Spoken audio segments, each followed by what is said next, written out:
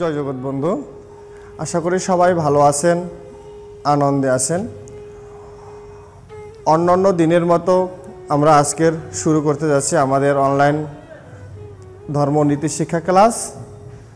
আমাদের এই শ্রীধাম শ্রীঅঙ্গনের গীতা শিক্ষা কেন্দ্র কর্তৃক এই অনলাইন গীতা এবং ধর্ম নীতি শিক্ষা ক্লাসে সকলকে জানাই স্বাগতম এবং অভিনন্দন জানাচ্ছি।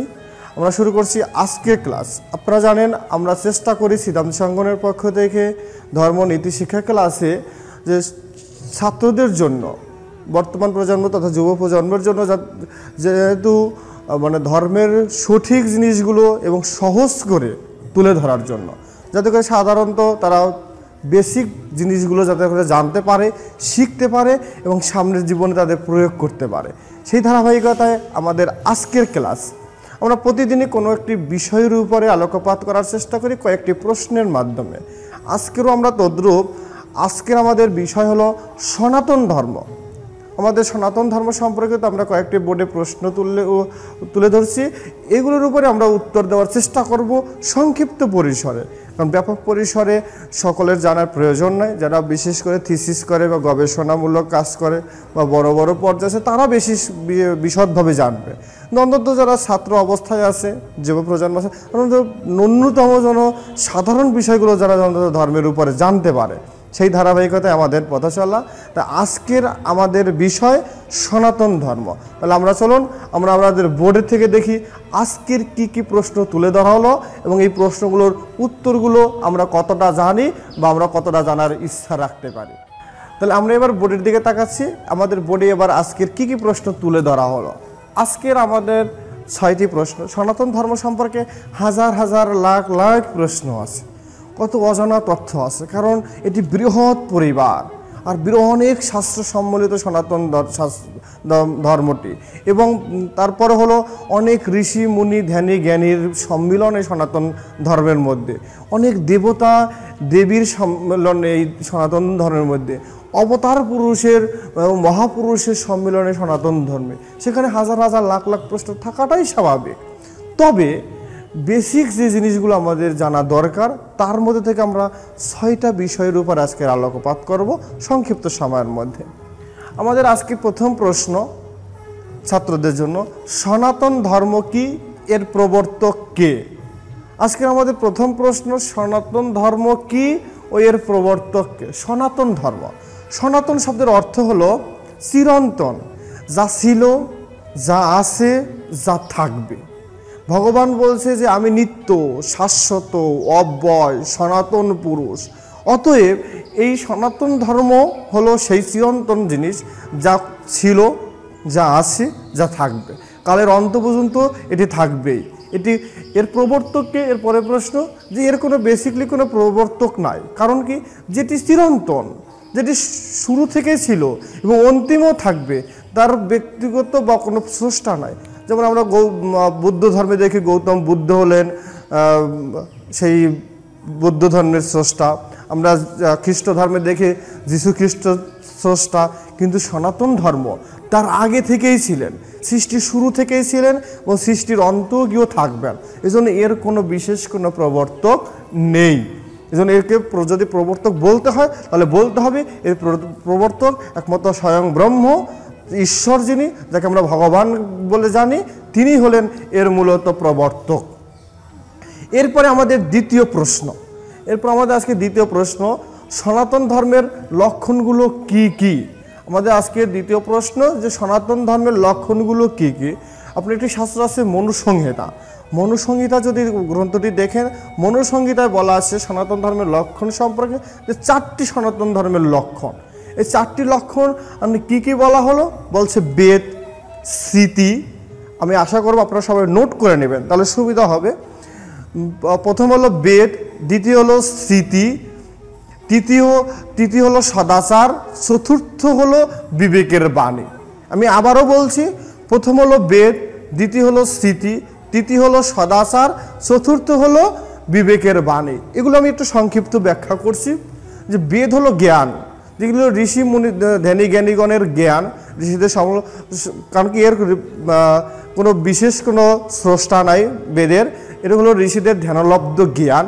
সেই জ্ঞানকে একীভূত করা হলো বেদ, আর বেদকে বিভাজন করেন মহামুনি কৃষ্ণ দ্বৈপায়ন বেদব্যাস। যেখানে আমরা বেদ পাই ঋগ্বেদ, সামবেদ, যজুর্বেদ, অথর্ববেদ। এই যে বেদ, বেদের মধ্যে আমাদের কি নির্দেশনা করা আছে? আমাদের জীবনের সমস্ত কিছু নির্দেশনা করা আছে, যে আমাদের জীবনটা কীভাবে পরিচালিত হবে, কোথায় যাব আমরা, আমাদের জীবনের উদ্দেশ্য কি, পৃথিবীতে আসার পিছনে কারণ কি, আমরা পৃথিবী থেকে কোথায় যাব, সমস্ত কিছু তুলে ধরা আছে এই বেদের মধ্যে। বেদ থেকেই উপনিষদ, উপনিষদ থেকেই পুরাণ, পুরাণ থেকেই আমরা আবার পাই মহাভারত, রামায়ণ, গীতা, বিভিন্ন শাস্ত্র আমরা খুঁজে পাই। কিন্তু মূল শাস্ত্রগ্রন্থ, সনাতন ধর্মাবলম্বীদের মূল ধর্মগ্রন্থ হলো সেই বেদ। অতএব আমাদের জীবনটা বেদে নির্ভর হওয়া উচিত। কিন্তু বর্তমানে দেখা যায় যে আমরা বেশি গীতা নির্ভর, কিন্তু এটা কিন্তু অযৌক্তিকও নয়। কারণ গীতা সার, বেদের সার বলা হয় গীতাকে, এই জন্য বেদের নির্যাসও বলা হয় গীতাকে। সেই হিসাবে গীতাকে অনুসরণ করা, কারণ কি সেখানে ভগবান শ্রীকৃষ্ণ স্বয়ং কথা বলছেন। অতএব সেটিকে জীবনের আদর্শ হিসাবে মানলে সেটাও অযৌক্তিক বা অভ্রান্তমূলক হবে নয়। আমরা দেখি যে তারপরে দ্বিতীয় লক্ষণ কি? দ্বিতীয় লক্ষণ হলো স্মৃতি। স্মৃতিশাস্ত্রগুলো হলো নিয়মকানুন। স্মৃতিশাস্ত্রের মূল বিষয়টা হলো নিয়মকানুন, যে আমাদের জীবনটা কোন ধারাবাহিকতা চলবে, আমাদের কি করা উচিত, কি করা উচিত নয়, এই যে বিধিনিষেধ। যেমন সংবিধান, এক কথায় আমরা সংবিধান বলতে পারি, জীবনের যে সংবিধান, সেই সংবিধানের যে নিয়মকানুনগুলো আছে সেগুলো আছে স্মৃতিশাস্ত্রে। তৃতীয় লক্ষণ, সনাতন ধর্মের তৃতীয় লক্ষণ কি? তৃতীয় লক্ষণ হলো সদাচার, যে আমাদের জীবনটা কীভাবে আনন্দিত হবে, কীভাবে আমরা সুন্দর করে জীবনটাকে পরিচালিত করতে পারে, আমাদের জীবনে কি কি করলে ভালো হবে এবং অন্যরা আমাদের দিয়ে আকৃষ্ট হবে, বা অন্যরা আমাদের আমাদের এই শিক্ষা আদর্শ ধারণ করে তাদের জীবনকে আরও আনন্দিত করতে পারে। সেই যে সদাচারগুলো, যেখানে কি সত্যম পরম ধীময়, যে সত্যকে যে ধারণ করার কথাগুলো, সেইগুলোই আমাদের মধ্যে সেই সদাচারের মধ্যে তুলে ধরা আছে। এরপরে আসি আমরা, আমাদের সনাতন ধর্মের সর্বশেষ লক্ষণ হলো বিবেকের বাণী। সনাতন ধর্মের সর্বশেষ লক্ষণ হলো বিবেকের বাণী, যে যখন বেদ বা স্মৃতিশাস্ত্র বা সেই সদাচার যখন সকল সমস্যার সমাধান দিতে পারবে না, তখনই আমাদের বিবেকের বাণীকে আমাদেরকে আশ্রয় নিতে হবে। কারণ আমার মনে কি চায়, আমার মন কি বলতেছে। কারণ একটা কথা বলা আছে যে পাপ করলে তাপ লাগে। বলছে বিবেক হলো পৃথিবীর সবচেয়ে সর্বশ্রেষ্ঠ আদালত, যে আমার বিবেককে জাগ্রত করতে হবে, এবং কোনটা ভালো কোনটা মন্দ, কি করা উচিত কি করা উচিত না, এগুলো প্রত্যেকটা মানুষের জীবনেই তার বিবেকবোধকে জাগ্রত করে সেই অনুযায়ী জীবনকে পরিচালনা করতে হবে। এটি হলো সনাতন ধর্মের সর্বশেষ লক্ষণ। তাহলে আমরা জানলাম যে সনাতন ধর্মের লক্ষণগুলো কি? চারটি: বেদ, স্মৃতি, সদাচার ও বিবেকের বাণী আমরা আলোচনা করলাম। তাহলে আমাদের এবারে তৃতীয় প্রশ্ন, আমরা দ্বিতীয় প্রশ্ন পর্যন্ত জানলাম, এবার তৃতীয় প্রশ্ন, যে সনাতন ধর্ম ও মানব ধর্মের মধ্যে সম্পর্ক কি? আমরা বিষয়টা জানবো। যে সনাতন ধর্ম, আমরা একটু আগে বলছি সনাতন শব্দের অর্থ চিরন্তন, যা ছিল, যা আছে, যা থাকবে, যা কালের শুরুতেও ছিল, কালের অন্তিমও থাকবে, সেটি হলো সনাতন ধর্ম। আজকের দেখা যায় সারা বিশ্বের মধ্যে অনেক ধর্ম সৃষ্টি হয়েছে। ইসলাম ধর্ম বলেন, বৌদ্ধ ধর্ম, খ্রিস্টান ধর্ম, জৈন ধর্ম, ইহুদি ধর্ম, অনেক ধর্ম আছে। কিন্তু সমস্ত ধর্মের আদি ধর্ম হলো সনাতন ধর্ম, যা শুরু থেকেই ছিলেন। এই সনাতন ধর্ম থেকেই বিভিন্ন সময় কাল পরিক্রমায় অন্যান্য ধর্মের সৃষ্টি হয়েছে। তাই এই সনাতন ধর্ম আর কি নামে পরিচিত, এখানে পয়েন্ট আউট করতে হবে। সনাতন ধর্ম আর্য ধর্ম নামে পরিচিত, বৈদিক ধর্ম নামে পরিচিত, আবার হিন্দু ধর্ম নামে পরিচিত। কিন্তু হিন্দু ধর্ম, আমরা কিন্তু মূলত হিন্দু ধর্মাবলম্বী নই, আমরা কিন্তু সনাতন ধর্মাবলম্বী। কিন্তু আমরা অনেকেই ভুল ধারণা নিয়ে থাকি, কারণ আমাদের সেটি কাল পরিক্রমা আমাদের সাথে অঙ্গাঙ্গিভাবে জড়িয়ে আছে যে আমরা হিন্দু। কারণ হিন্দুর একটি ঐতিহাসিক একটি বিবেচনা আছে, ঐতিহাসিক একটি দৃষ্টিকোণ আছে, যে সিন্ধু নদের তীরে আর্যরা ধ্যানরপ্রস্ত ছিল, তার জন্য পাশ্চাত্যরা সেই সিন্ধু নদের তীরবাসীকে সিন্ধু না বলে ওরা শকে হ বলে উচ্চারণ করতো। শকে হ বলে উচ্চারণ করতে গিয়ে যে সিন্ধুকে হিন্দু বলতো, যার জন্য সবাই পরবর্তীতে কাল পরিক্রমায় সেটি হিন্দু নামে পরিচিত হয়। কিন্তু হিন্দু ধর্ম বলতে কোনো, আমাদের এতগুলো ধর্মশাস্ত্র আছে, ধর্মশাস্ত্রের মধ্যে কোথাও হিন্দু শব্দটি ব্যবহৃত হয়নি। কারণ হিন্দু ধর্ম বলতে কোনো ধর্ম নেই। ধর্ম হলো একটি, সেটি হলো সনাতন ধর্ম, যা ছিল, যা আছে, যা থাকবে। এই সনাতন ধর্মের সাথে মানব ধর্মের সম্পর্কটি কি আমরা জানব। আমরা যদি দেখি আমাদের ধর্মগ্রন্থগুলো আলোচনা করলে বা ঋষিমুনিদের দৃষ্টিকোণগুলো আলোচনা করলে দেখি যে আমাদের ধর্মের প্রথম মানব মনু, প্রথম মানবী শতরূপা। এই মনু কর্তৃক যে গ্রন্থ রচনা করা হয়েছিল সেটি হলো মানব ধর্ম, মানব শাস্ত্র গ্রন্থ বলা হয়, যেই থেকে আমরা মানব বলে পরিচিতি লাভ করি। মানব ধর্মের মূল বিষয়টা হলো যে মানুষের ধর্ম, মানুষের ধর্মই হলো মানব ধর্ম। এখন আমাদের জানা উচিত যে মানুষের ধর্ম কি। যে দুটি হাত আছে, দুটি পা আছে, দুটি চোখ আছে, নাক আছে, খাচ্ছি, দাচ্ছি, ঘুমাচ্ছি, এটা মানে কি মানুষ? এটা মানে কি মানুষ? বিশ্ববরণ্য দার্শনিক ডক্টর মহানব্রত ব্রহ্মচারী মহারাজজি বলছেন যে মানুষও খায়, পশুও খায়, মানুষও ঘুমায়, পশুও ঘুমায়, মানুষও জন্ম বিস্তার করে, পশুও জন্ম বিস্তার করে। তাহলে মানুষের আর পশুর মধ্যে পার্থক্য কি? তারপরের অংশে বলছি যে পশু পশুত্ব নিয়ে জন্মায়, কিন্তু মানুষ মনুষ্যত্ব নিয়ে জন্মায় না, তাকে মনুষ্যত্ব অর্জন করতে হয়। তাহলে এই মানুষের ধর্ম হলো মনুষ্যত্ব অর্জন করা। পাখি ডিম দেয়, ডিম ফুটে বাচ্চা বের হয়ে সে উড়তে শিখে, কিন্তু মানুষ জন্মগ্রহণ করার পরে সে মানবতা শিখে না, মানবতা নিয়ে আসে না, তাকে মানবতা অর্জন করতে হয়, তাকে মানবতা অর্জন করতে হয়। সেটি আমরা জানবো যে আসলে মানবতা অর্জন করব কিভাবে, আমাদের মানব ধর্মের সেই অর্জন করার উপায়গুলোকে। মানব ধর্মের 5টি গুণের কথা বলা আছে, যে আমরা যদি মানুষ, সেটি আমাকে জানাতে হলে বা আমাকে উপলব্ধি করতে হলে আমাকে 5টি গুণের অর্জন করতে হবে। কি কি বলছে? অহিংসা, অচর্য, সংযম, সত্য, সুচিতা। মানে যে আমাদের মধ্যে যদি 5টি গুণ থাকে তাহলে আমরা প্রকৃতপক্ষে মানুষ। আমরা ডাক্তার কি, ইঞ্জিনিয়ার, আমরা সচিব কি, আমরা সাধু কি, বৈষ্ণব কি, শাক্ত কি, অন্য সৌর গানপত্য কি, সেটা বড় বিষয় নয়। আগে বড় বিষয় আমি মানুষ কিনা, আমার মানসিক কোনো আচরণ আমার আছে কি না, আমি ব্রাহ্মণ কি, ক্ষত্রিয়, শূদ্র কি, বৈশ্য, সেটাও পরের বিবেচ্য বিষয়। আগে বিবেচ্য বিষয় হলো আমি মানুষ কিনা, আমার মধ্যে সেই মানসিক গুণগুলো আছে কিনা। আমার মানসিক গুণগুলো অর্জন করতে হলে অবশ্যই দরকার অহিংসা, যে আমি যেন সকলের প্রতি একটা ভালোবাসার সম্পর্ক তৈরি করতে পারে, আমি কাউকে যেন ছোট নিচু, কালো বা ধলো অহিংসা না করে। এটি হলো একটা মানসিক ধর্ম। এরপরে আসে যে অচর্য, আমি যেন চুরি করি না, কারণ চুরি করা তো ভালো লক্ষণ নয়, কারণ কি শাস্ত্র বলছে যে চুরি করা পাপ। আমি যদি অন্যেরটা না বলেও নিয়ে আসি, সেটাও কিন্তু চুরি করা। শুধু শীত কেটে চুরি করাকেই চুরি করা বলা হয় না। আমি যদি আজকের বলতেছি যে এই কথাগুলো শাস্ত্রোক্তি থেকে বলতেছি, যদি শাস্ত্র শব্দটি ব্যবহার না করে তাহলে সেটিও কিন্তু এক প্রকারের চুরি করা। বলছি অচর্যতা দূর যার মধ্যে নাই সে হলো প্রকৃত মানুষ। এর বলছে সংযম, মানুষ মাত্র আবেগ অনুভূতি আছে, যে রাগ, দুঃখ, ক্ষোভ, আলস্য সব আছে, কিন্তু আমাদেরকে সব কিছু সংযম করতে হবে। কারণ 3টিকে নরকের দ্বার বলছে গীতার মধ্যে, লোভ, মোহ, কামকে নরকের দ্বার বলছে। আমাদের এই বিষয়ে সংযমস্থ হতে হবে, কারণ সংযমস্থ না হলে আমাদের জীবন এলোমেলো হতে পারে। এরপরে আসি আমরা বললাম অহিংসার কথা, আমরা বললাম সংযমের কথা, এরপরে আমরা বলবো সত্যের কথা। সত্য সম্পর্কে মহাত্মা গান্ধী বলছে যে true is god, god is true. সত্যর মধ্যে ভগবান। ভাগবত বলছে সত্যম পরম ধীমহি, সত্যের মধ্যেই আমাদের ভগবানকে নিহিত আছে। আমাদের শাস্ত্রগুলো কত সুন্দর বলছে যে সত্যম শিবম সুন্দরম, যে সুন্দরকে যদি পেতে চাও তাহলে অবশ্যই সেই সত্যের আশ্রয় নিতে হবে। তাহলে আমরা জানলাম কি, যে আসলে অহিংসা, অচর্যের কথা জানলাম, সংযমের কথা জানলাম, সত্যের কথা জানলাম। আরেকটি জিনিস আছে কি, সুচিতা। অবশ্যই সুচিতা হতে হবে, কারণ পরিষ্কার পরিচ্ছন্নতাও ধর্মের অঙ্গ।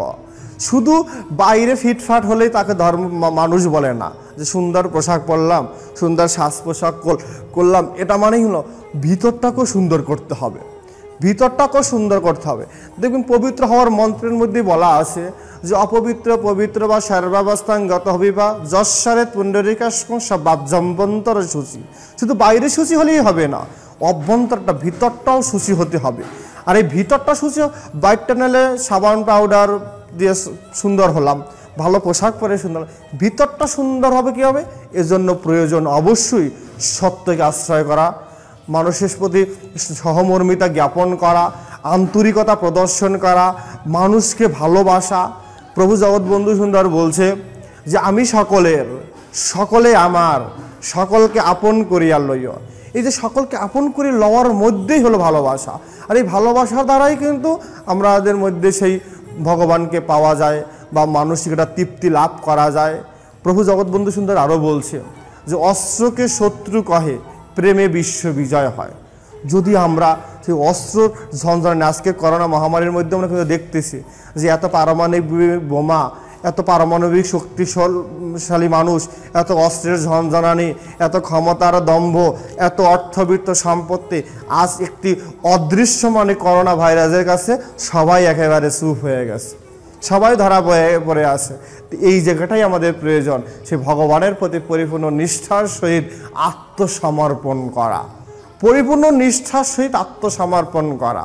তাহলে আমরা এই যে 5টি গুণ সম্পর্কে জানলাম, এই 5টি গুণ যার মধ্যে আছে তিনি হলেন প্রকৃতপক্ষে মানুষ, নতুবা মানুষ নয়। 2টি হাত পা চোখ কান, খেলাম ঘুমালাম, এটার মানে মানসিক আচরণ নয়। মানুষ হতে হলে তাকে অবশ্যই 5টি গুণের আশ্রয় নিতে হবে। এরপরে আমাদের পরবর্তী প্রশ্ন, আমরা এতক্ষণ জানলাম 3টি প্রশ্ন, যে সনাতন ধর্ম কি, এর প্রবর্তককে, দ্বিতীয় জানলাম সনাতন ধর্মের লক্ষণগুলো কি, তৃতীয় জানলাম সনাতন ধর্ম মানব ধর্মের মধ্যে সম্পর্ক কি।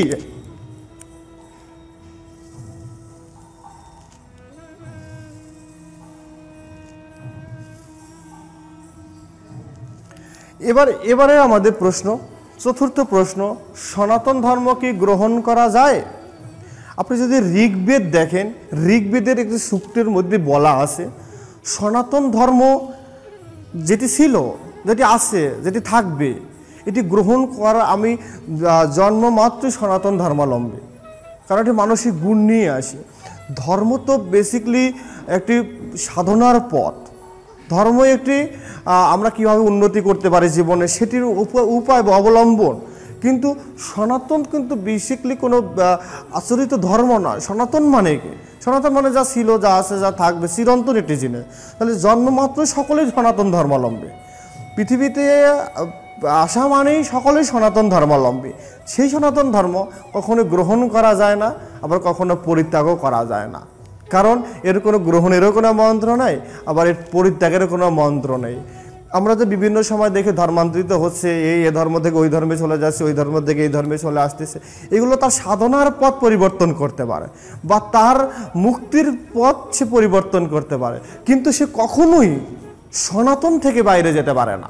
কারণ সনাতন মানে অস্তিত্ব, ধর্ম মানে অস্তিত্ব, যা ধারণ করা যায়, যেটি আমার অঙ্গাঙ্গিকভাবে আমার সাথে জড়িয়ে আছে, সেটিকে আমি কীভাবে ত্যাগ করব, সেটি ত্যাগ করার কোনো উপায় আছে কি না। এই জন্য সনাতন ধর্মে বলা নাই কোথাও যে সনাতন ধর্ম ত্যাগ করা যাবে বা গ্রহণ করা যায়। কি গ্রহণ করা যায়? গ্রহণ করা যায় সনাতন ধর্মাবলম্বীদের মধ্যে যে আচার আচরণগুলো পালন করে, তারা সাধনায় যে ব্রতী হয় বা পরমেশ্বরকে লাভ করার জন্য বা মুক্তি লাভের জন্য যে উপায়গুলো অবলম্বন করে, সেই উপায়গুলোকে সে ধারণ করতে পারে। কিন্তু এছাড়া কোনো বেসিকলি কোনো মন্ত্র নেই যে সনাতন ধর্ম গ্রহণ করার বা সনাতন ধর্ম পরিত্যাগ করার। এই জন্য বেদে আরও কিছু কথা বলা আছে বা বেদ পরবর্তী অন্যান্য শাস্ত্র বলা আছে যে যারা অন্যান্য ধর্মাবলম্বী, আমরা সাধারণত যেগুলো দেখি যে পার্শ্ববর্তী ধর্ম, ইসলাম ধর্ম, বৌদ্ধ, খ্রিস্টান, জৈন, ইহুদি, এরকম অনেক ধর্ম আছে সারা বিশ্বে, তারা যদি সনাতন ধর্মাবলম্বীতে আসে বা সেখানে তাদের জীবনকে আদর্শিত জীবন গড়তে চায়, তাহলে তাদের জন্য কি করা উচিত? তারা করতে পারে গুরুকরণ করবে। প্রথমত গুরুকরণ করবে, যে কোনো একজন আদর্শ শিক্ষকের চরণে আশ্রয় নেবে, যিনি ভগবত ধামে তাকে নিয়ে যেতে পারেন। তারপরে কি করবেন? আদর্শ গুরুকরণের কাছ থেকে মন্ত্র নিয়ে তারপরে ভগবানের উদ্দেশ্যে ভোগ নিবেদন করবে। এবং যদি বৈষ্ণব মতাবলম্বী হয় গুরু, তাহলে সে মালা তিলক ধারণ করবে, সে ভগবানের প্রতিমূর্তিতে সে ভোগ নিবেদন করবে, পূজা আহ্নিক করবে, ভোগ নিবেদন করবে।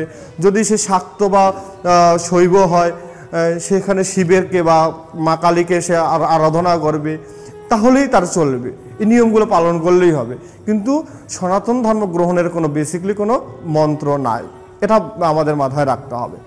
এরপরের আমাদের প্রশ্ন, সনাতন ধর্ম অবলম্বীরা কেন গোমাংস খায় না? এটি খুব একটা সেন্সিটিভ প্রশ্ন বটে যে সনাতন ধর্মীরা কেন গোমাংস খাবে না।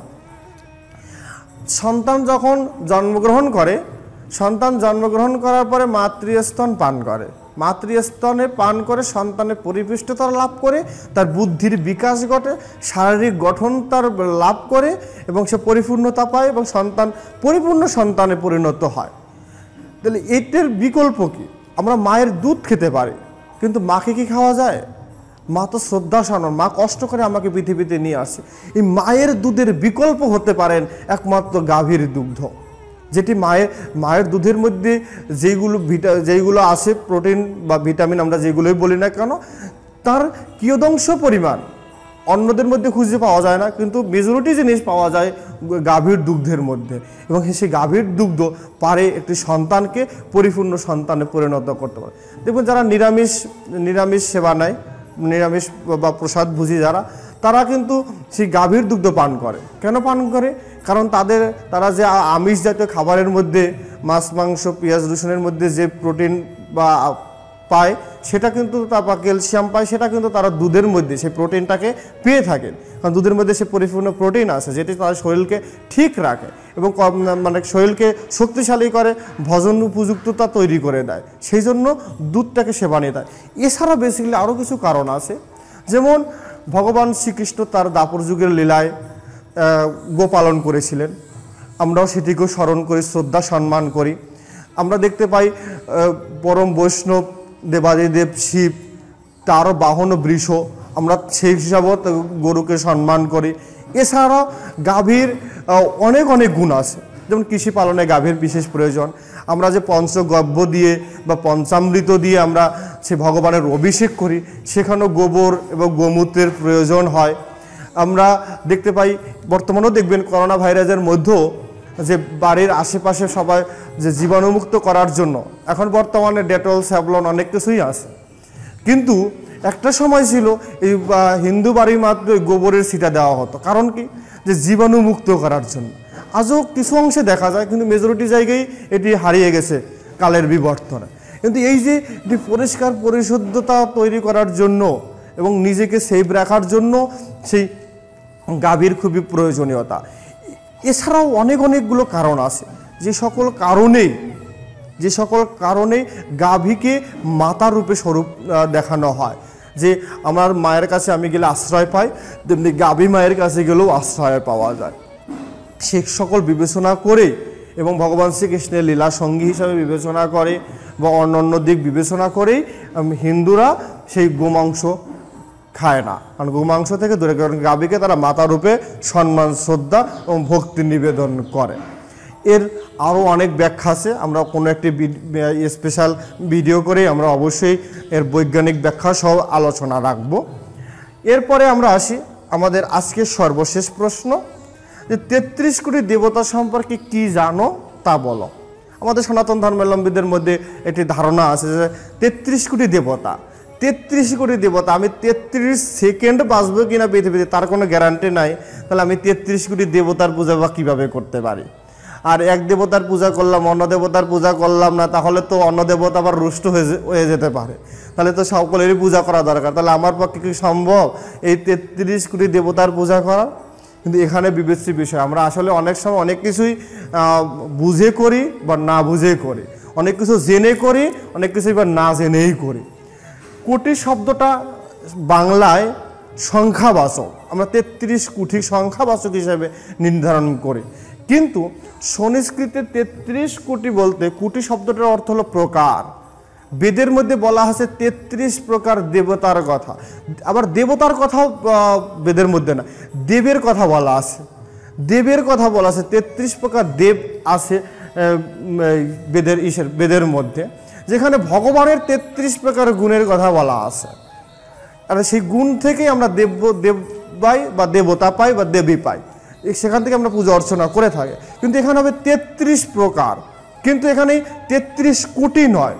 আমরা কুটিকে অর্থবহ মানে আর্থিক বিষয়ের বিবেচনা করে থাকি কুটিটাকে, কিন্তু বাংলা সংস্কৃতে কুটি হলো প্রকার।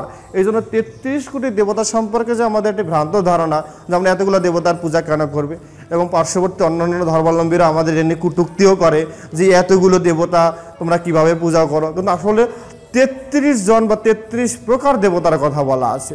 33 কোটি বলতে সংখ্যায় 33 কোটি নয়, 33 প্রকার দেবতা, এবং সেই 33 প্রকার দেবতার আমরা আমাদের ধ্যান করা অসম্ভব বলে এখানে কিছুই নয়। আমরা এখানে জানলাম যে আসলে সনাতন ধর্ম সম্পর্কে কয়েকটি প্রশ্ন আমরা জানলাম আজকে।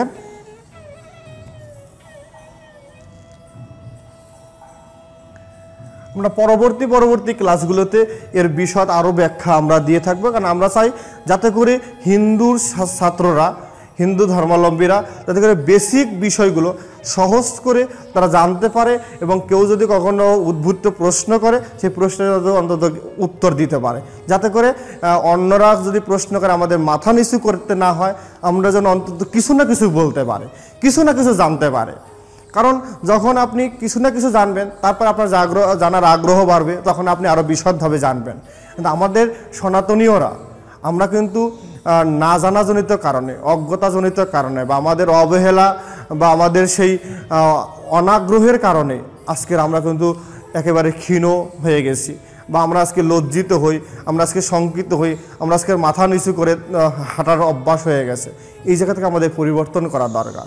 আর শ্রীঅঙ্গন গীতা শিক্ষা কেন্দ্র এই যাতে করে আমাদের মাথা নিচু করে না দাঁড়াতে হয়, আমরা যেন মাথা উঁচু করে সামনে চলতে পারি, সেই প্রসেসটাকে সামনে রেখেই কিন্তু আমাদের এই ক্লাসগুলো আমরা কন্টিনিউ করতেছি আপনাদের সকলের সহযোগিতায়। তাহলে আমরা আজকের এই বিষয়গুলোর উপরে জানলাম। এখানে আরও 2টি বিষয়ের উপর আমি সংক্ষিপ্ত কথা বলবো। একটি কথা হলো যে সনাতন ধর্মাবলম্বীদের মধ্যে 5টি মতের কথা বলা আছে বা পথের কথা বলা আছে। যে অনেকেই প্রশ্ন করতে পারে যে আমাদের এক আল্লাহ, আমাদের এক যিশু, আমাদের এক বৌদ্ধ, আপনাদের এতগুলো দেবতা, আপনারা কাকে পূজা করলে স্বয়ং ভগবানকে পাওয়া যাবে, বা কিভাবে আমরা সেই পরমেশ্বরকে বা পরম শান্তিকে লাভ করতে পারবো, এটি নিয়ে একটি প্রশ্ন থাকতেই পারে। দেখবেন যদি ভাগবত পড়ে থাকেন, শ্রীমদ্ ভাগবতের মধ্যে 5টি পথের কথা বলা আছে, যে শান্ত, দাস্য, সখ্য, বাৎসল্য, মধুর। ভগবানকে আপনি যে কোনো একটি ভাবে ভগবানকে ভালোবাসতে পারেন। সনাতন শাস্ত্রে 5টি পথের কথা বলা আছে, যে বৈষ্ণব, শাক্ত, শৈব, গাণপত্য, সৌর। আপনি যে কোনো একটি পথে আগান। কেউ বৈষ্ণব পথে এগিয়েও ভগবানকে পেতে পারে, কেউ শৈব পথে শিবকে ভালোবেসে ভগবানকে পেতে পারে বা শান্তি পেতে পারে, কে কালী মায়ের সাধনা করে, দুর্গা সাধনা করে শাক্তমতো ভগবানকে পেতে পারে, সৌর বা গাণপত্য ভগবানকে পেতে পারে। কারণ গীতায় ভগবান স্বয়ং যেখানে বলছে যে যথা মাং প্রপদন্তে তাংস্থবে ভজামি অহম, যে যেভাবেই আমায় ভজনা করে আমি তাকে সেভাবেই অনুগ্রহ করে থাকি। এর চেয়ে আর বড় দৃষ্টান্ত কি হতে পারে? সনাতন ধর্ম সার্বজনীন ধর্ম, যেখানে জাতি, ধর্ম, বর্ণ, উঁচু নিচু নাই, সবাইকে নিয়ে চলার মতো অবস্থা আছে। এখানে কোনো একরোখা নীতি নাই যে আমার মতই মত, অন্যের মত হতে পারে না, এমন নীতি সনাতন ধর্মের কোথাও উল্লেখ নাই। সনাতন ধর্মে আছে যে আমিও ভগবানের সৃষ্টি, তুমিও ভগবানের সৃষ্টি, অতএব তুমিও ভগবানের সন্তান, আমিও ভগবানের সন্তান। তুমি ছোট হতে পারো, আমি বড় হতে পারি, কিন্তু আমরা সকলেই ভগবানের সন্তান। অতএব সেই জায়গায় ভগবানের কাছে আমরা সকলেই সমান। এই জন্য এই যে সার্বজনীনতা, সে কালো কি ধলো, সে বিদেশি কি দেশি, সে হিন্দু কি মুসলিম, সেটা নয়। সনাতন ধর্মে সার্বজনীনতা শিক্ষা দিচ্ছে, যেখানে সকলে যে যেভাবেই ভগবানকে ভালোবাসে না কেন, কিন্তু দিন শেষে সে ভগবানের কাছে গিয়েই পৌঁছাবে। এই পর্যায়ে আমি আরও একটি প্রশ্নের উত্তর দিয়ে, যেটি বোর্ডে নেই, কিন্তু প্রশ্নের উত্তর দিয়ে আজকে ক্লাসটা আমরা শেষ করব। সেটি হলো মূর্তি পূজা। যে আমরা মূর্তি পূজা কেন করি, এই প্রসঙ্গে বেদান্ত কেশরের স্বামী বিবেকানন্দজি খুব সুন্দর একটি কথা বলছে মূর্তি পূজা করে না হিন্দু কাঠমাটি দিয়ে গড়া, মিন্ময় মাঝে চিন্ময় হয়ে যায় আত্মহারা।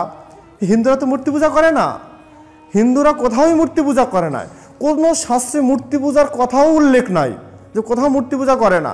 হিন্দুরা কার পূজা করে? ভগবানের পূজা করে, দেবদেবীর পূজা করে। কিসের জন্য? ভগবানের কৃপা পাওয়ার জন্য বা দেবদেবীর কৃপা পাওয়ার জন্য, করুণা পাওয়ার জন্য পূজা করতেছে তারা। সেখানে যদি আমরা দুর্গা পূজা দেখি, দুর্গা পূজায় মাকে আহ্বান করা হয়, কাঠামোর মধ্যে মাকে আহ্বান করা হয়, আহ্বান করে মাকে স্বরূপ দেখিয়ে তারপর মায়ের কাছে তাকে পুষ্পাঞ্জলি নিবেদন করে। আবার যখন পূজা শেষ হয়ে যায় তখন তর্পণ বিসর্জনের মাধ্যমে আবার সেই মাকে আবার বিদায়ও দেওয়া হয়। তখন আবার কি হয়, একটু আগেও ছিল 5 দিন আগেও ছিল মাটির মূর্তি, আবার 5 দিন পরে তর্পণ বিসর্জন দশমী পূজা আনতে আবার সেই মাটির মূর্তি হয়ে যায়। কিন্তু 5 দিন ব্যাপী কি হয়, তখন মাকে আহ্বান করে মূর্তির মধ্যে পূজা করা হয়, তখন সেখানে স্বয়ং মা অবস্থান করে। এই জন্য আমাদের জানতে হবে যে আসলে হিন্দুরা মাটি পূজা করে না, পূজা করে ভগবানের পূজা করে বা দেবদেবীকে আহ্বান করে সে মূর্তির মধ্যে, তারপরে তারা পূজা করে। এখানে লেলিহান শিখা, আপনারা যদি আমাদের অন্যান্য ভিডিওগুলো দেখে থাকেন মূর্তি পূজার উপরে, যে মা দুর্গার উপরে, তাহলে দেখবেন সেখানে আমরা বিস্তারিত বর্ণনা করছি এই বিষয়ের উপরে, চেষ্টা করছি আর কি যাতে করে অন্তত সনাতনীরা কিছু জানতে পারে, শিখতে পারে। তাই আজকের আলোচনা আর দীর্ঘায়িত না করে আজকের ক্লাসটা আমরা এখানে সমাপ্তি ঘোষণা করব। তো সমাপ্তি আনতে সবাইকে আমি আহ্বান করব, যদি আমাদের এই শ্রীঅঙ্গন গীতা শিক্ষা কেন্দ্রের গীতা শিক্ষা ধর্ম নীতি শিক্ষা ক্লাসগুলো আপনাদের ভালো লাগে থাকে তাহলে লাইক করুন, কমেন্টস বক্সে আপনাদের মূল্যবান মতামত তুলে দিন। আপনাদের মূল্যবান মতামতগুলো আমরা শিরে ধারণ করে, আপনাদের মূল্যবান মতামতগুলোকে মাথায় ধারণ করে সে অনুযায়ী আমরা সামনের দিকে অবশ্যই এগিয়ে যাব। এবং আপনারা অবশ্যই, আমি বারবার আহ্বান করব যে আপনারা যদি আপনাদের এই ভিডিও থেকে কোনো উপকৃত হন তাহলে এই ভিডিওটি অবশ্যই শেয়ার করবেন, আমাদের ভিডিওগুলো শেয়ার করবেন, যাতে করে আপনার পার্শ্ববর্তী বন্ধু বান্ধব আত্মীয় পরিবার পরিজন সকলের জন্য, সনাতনীয়রা যেন অন্তত তার ধর্ম সম্পর্কে কিছু না কিছু জানতে পারে, কিছু না কিছু শিখতে পারে, যেন আর মাথা নিচু করে নয়, যেন আমরা বীর দর্পে সকলে সনাতনকে জেনে সনাতন ধর্ম সম্পর্কে যেন আমরা সামনের দিকে এগিয়ে যেতে পারি, সকলে মাথা উঁচু করে যেন আমরা পৃথিবীর বুকে সেই আগের মতো আবারও যেন আমরা উঁচু করে দাঁড়াতে পারি। সেজন্য অবশ্যই সবাইকে এই ভিডিওগুলো ছড়িয়ে দিন, যাতে করে সকলে মিলে আমরা সনাতনের জয় করতে পারি। সনাতন ধর্মের জয় হোক। সকলে চরণে ধন্যবাদ প্রণাম জানাচ্ছি। আপনারা এই ক্লাসগুলোকে ফলো করুন, আমাদের YouTube channel Sridham শ্রীঅঙ্গন YouTube channel অবশ্যই সাবস্ক্রাইব করে রাখুন, তাহলে অবশ্যই প্রতিটি ক্লাস প্রতিটি ভিডিও আপনারা সবার আগে পেয়ে যাবেন। সবাই ভালো থাকবেন, সুখে থাকবেন, আনন্দে থাকবেন, এই আশা রেখে আজকের অনলাইন ক্লাস ধর্ম শিক্ষা ক্লাস তথা সনাতন ধর্ম সম্পর্কিত ক্লাস এখানেই শেষ করছি। জয় জগৎবন্ধু, সবাই ভালো থাকবেন।